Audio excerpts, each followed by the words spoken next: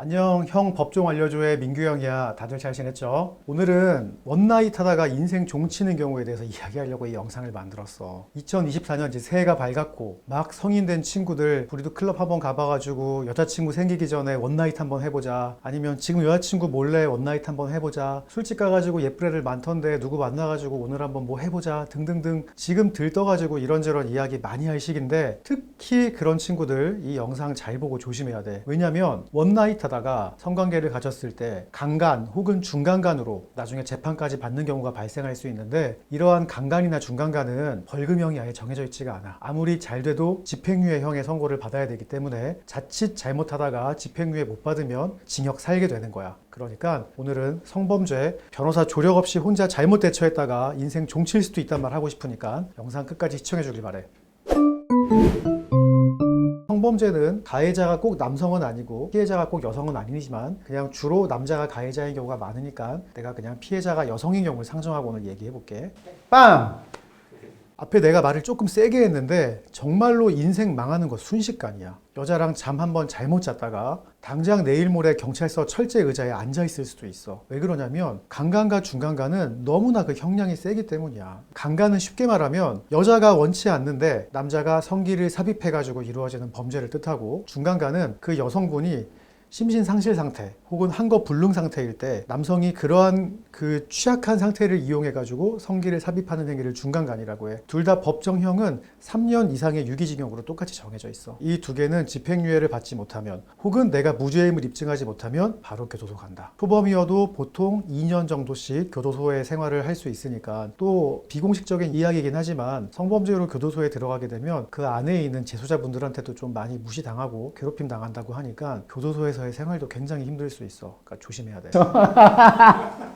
내가 오늘 이 영상 찍기 전에 오전에도 상담을 했는데 헌팅 포차에 갔다가 여자분 잘못 만나가지고 지금 경찰 조사받고 오신 분이 계셔. 뭐 헌팅 포차, 클럽, 옛날에 우리 때는 나이트 클럽도 있었고, 그리고 요새는 데이팅 앱도 많지. 데이팅 앱 통해 가지고 익명의 여성을 만나가지고 이제 관계를 잘못 가졌다가 자신이 경찰에 소환당하는 경우가 정말 많이 있는데, 이렇게 데이팅 앱이라던가 헌팅 포차에서 이루어지는 만남들, 거기서 상대방이 누군지 모르는데 실제로 범행이 이루어질 수도 있고, 아니면 상대방이 처음부터 소위 말하는 합의금을 노리고 관계를 갖고 난 다음에 본인이 그 상황이 싫었다고 사후적으로 이야기하는 경우도 있어. 둘 다 이제 내가 강간이나 중간간으로 조사를 받게 되는 시점이지. 경찰한테 전화가 이렇게 와. 띠리리링, 여기 강남경찰서 여청수사팀 이재용 경위입니다. 박민규 씨죠? 예, 전데요. 네, 그 다름이 아니라 몇 월 며칠째 있었던 강간 사건으로 전화드렸습니다. 이렇게 전화가 올 거야. 그러면 난 느낌이 이제 오는 거지. 아, 그날 만났던 그 여자애가 나를 강간으로 고소했구나. 근데 나는 정말 너무 억울한데? 그날 분위기 너무 좋아. 심지어 여자의 집에 가가지고 관계를 가졌고, 관계를 가진 다 이후에도 여자친구가 된 것처럼 막 커피도 타주고 집에 갈 때까지 배웅도 해주고 했는데 돌연 나보고 강간범이라니 너무너무나 억울하지. 그래서 이 시점에서 혼자 잘못 생각하는 경우가 정말 많아. 아, 이건 나 진짜 억울한데 경찰서 가가지고 혼자 얘기하면 경찰이 내 억울함 알아주지 않을까? 혹시나 걱정해가지고 로펌에 전화해보니까 뭐 상담료도 있다고 하고, 그 상담료 뭐 한 10만 원 내는 것도 조금 짜치는데 에이 그냥 혼자 가야겠다. 주위에 뭐 로스쿨 다니는 친구 있는데 걔한테 물어보지 뭐 우리 삼촌 옛날에 경찰이었는데 물어보지. 이렇게 안이하게 대처하는 경우가 정말 많아. 심지어 난 이런 것도 들어봤어. 사실 첫 번째 경찰 조사가 제일 중요한 것임에도 불구하고 그러한 사실을 모른 채 혹시나 내가 나중에 재판 넘어가게 되면 그때 가서 변호사님한테 연락드릴게요 라고 이야기하는 사람도 있는데, 재판으로 일단 넘어가면 그때 무죄 받을 확률은 사법 통계상 채 10%도 안 된대. 그러니까 초기에 대처할 생각을 해야지 그렇게 자기 인생을 고작 변호사 비용 얼마에 혹은 전화하기 귀찮은 그 게으름에 도박을 걸지 않았으면 좋겠어.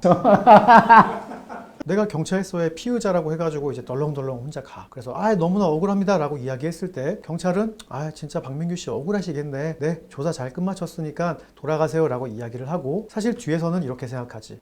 피해자가 어제도 와가지고 자기 피해당했다고 엉엉 울고 갔는데 누구 말이 진짜인지 모르겠지만 피해자가 저렇게 울고 있으니까 일단은 검찰에 송치해야겠다. 내 뒤에는 이걸 판단해줄 검사도 있고 판사도 있는데 내가 뭐 굳이 저 욕을 다 들어가면서까지 이 사건을 없는 일로 무마시켜야 되나? 라는 생각으로 이제 검찰한테 넘겨. 그리고 또 검찰에서 사건을 접수한 담당 검사님이 사건을 보시다가 아니 뭐 경찰 단계에서 한 3개월 동안 조사했고 피해자도 2번 부르고 피의자도 2번 불러가지고 몇십 시간 조사했는데 뭐 그 외에 별다른 증거도 없는 것 같은데 그냥 재판 넘겨야겠다. 그리고 또 경찰의 조사를 신뢰하고 재판으로 넘겨. 그러면 또 판사님이 이 사건들을 받아가지고 나 법정에서 우리 피고인 만나는 거 고작 해봐야 한 5분밖에 안 되는데 경찰 검찰 단계에서 이미 몇십 시간 동안 조사가 이루어졌네. 그리고 이런저런 증거들도 뭐 있는 것 같고 뭐 참고인도 이렇게 진술을 했네. 그러면 수사기관의 수사를 신뢰해야지 라고 생각하면서 경찰과 검찰이 그냥 법원에 기소한 행위 자체를 그냥 유죄의 심증을 갖는 증거로 한 개 삼아가지고 그냥 유죄 판결을 내리는 경우가 많이 있어. 경찰은 검사와 판사를 신뢰하고 검사님도 앞에서 조사한 경찰과 내 뒤에서 판단할 판사님들을 신뢰하고 판사님들도 앞에서 이루어졌던 수사기관의 수사를 신뢰하다 보니까 서로 신뢰하다가 자연스럽게 나 혼자 깜빵 가는 결과에 처하게 되는 거지. 절대 안 돼. 어느 순간 내가 억울하다는 점을 수사기관이나 재판부에다가 강력하게 이야기하면서 팍 끊어줘야 된다고. 그리고 그거는 절대 혼자 못해. 변호사의 조력 없으면 안 되는 부분이야. 꼭 우리 법무법인에 와가지고 그걸 하라고 내가 지금 영상을 찍는 거는 진짜 아니야.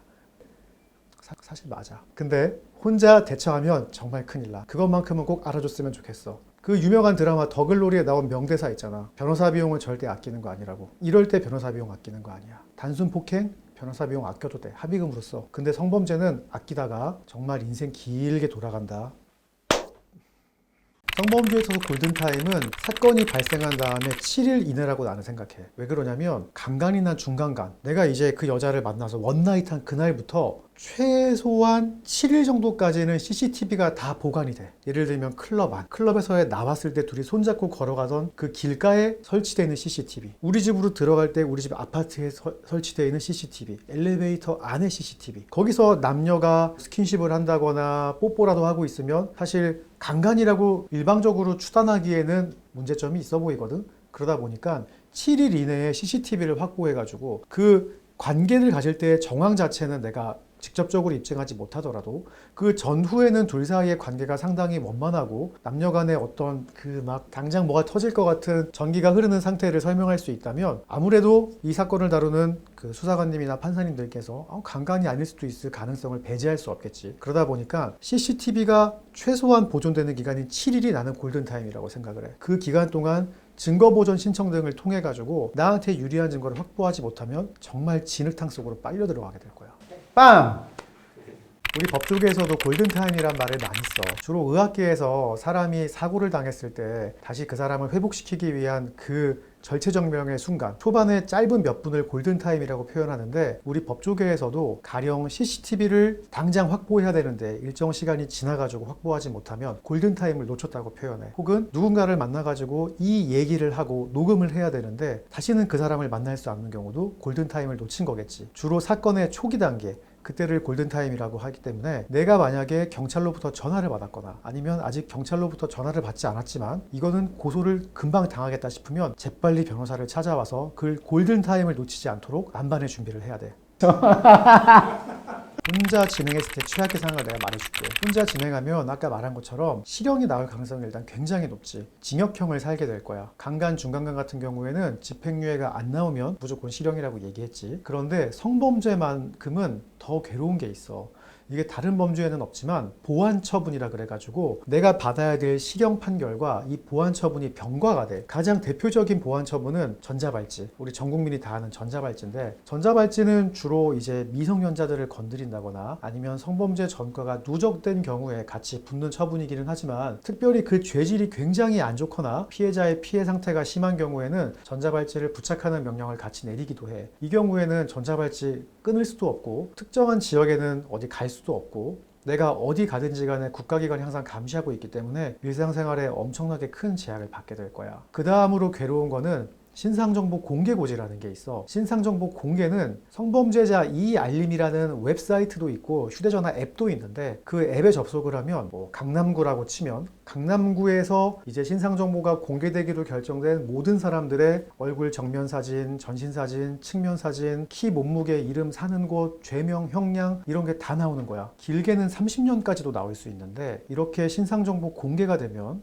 내 주위에 누군가는 그거를 취미처럼 보는 사람들이 있기 때문에 내가 성범죄자라는 거를 만천하에 공개가 되는 거지. 그래서 사건 이후의 내 삶도 굉장히 피폐해지게 되는 거고, 신상정보 고지라는 거는 내가 지금 주민등록이 되어 있는 그 주소지 기준으로 일정한 행정구역 이내에 뭐 유치원, 공공기관, 그리고 아동이나 여성이 사는 가정집에 우편물이 다 하나하나 꽂혀. 우리 동네에 성범죄자가 등록되었습니다 라고 하면서 내 얼굴과 내 죄명, 형량 이런 것들이 다 우편물로 가는 거지. 이사를 가게 돼도 또 우편물이 날라오게 돼. 그래서 신상정보 공개 고지 같은 것들은 내가 성범죄자예요 라는 것들을 주위의 모든 사람들이 알 수 있는 처분이기 때문에 혼자 잘못 대처했다가 실형 살고 나와서 신상정보 공개까지 되고 발찌까지 착용하는 게 최악의 상황이라고 볼 수 있어.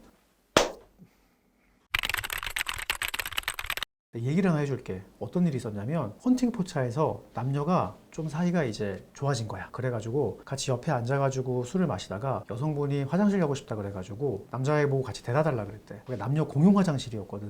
그래가지고 갔는데 여성분이 안에 사람이 있을지도 모르니까 같이 들어와 달라 그래가지고 화장실 안에 들어갔고, 여성분은 용변 보는 칸으로 들어가서 용변을 보시고 우리 남자애는 밖에 있었는데 이제 여성분이 소변을 보고 나오더니 자기 너무 관계를 갖고 싶다 라고 해서 둘이 바지를 벗고 이제 성행위를 짧게 했대. 짧게 하고 내친 이 남자분은 대체 이게 뭔 일이야 이러면서 이제 세상에 이러고 눈을 비비면서 문을 열고 나왔는데, 갑자기 여자분이 빽 소리를 지르면서 나 강간당했다고 이야기를 하면서 경찰에 고소했던 사건이 있어. 이거 내 군대 후임 얘기야. 그러면서 이 여자분이 얼마나 야무지냐면 나중에 언젠지는 모르겠지만 경찰서에 자기 부러진 손톱까지 사진으로 찍어하고 제출해. 근데 그 관계를 가질 때 그렇게 손톱이 부러질 만큼 거친 몸싸움이 있거나 하지 않았거든. 당연히 그랬지. 합의하에 있었던 관계인데. 근데 그 여성분은 자기 손톱까지 부러뜨려가지고 자기가 막다가 손톱이 부러졌다는 주장도 했었고, 심지어 이거 무죄까지 가는데 우리가 너무너무 힘들었어. 결국 정말 천운으로 무죄를 받았거든. 그런데 이 내 군대 후임 같은 경우에는 너무나 억울하기 때문에 합의할 생각도 전혀 없었고, 만약에 무죄 판결 받지 못했으면 아마 징역 2년 정도 교도소 생활했었을 거야. 그래서 이게 당장 오늘 밤에도 있을 수 있는 일이고, 이 영상을 보고 있는 누군가에게도 닥칠 수 있는 일이야. 주위의 누구나에게 일어날 수 있는 일이라는 거를 모두 다 알고 있어야 돼요.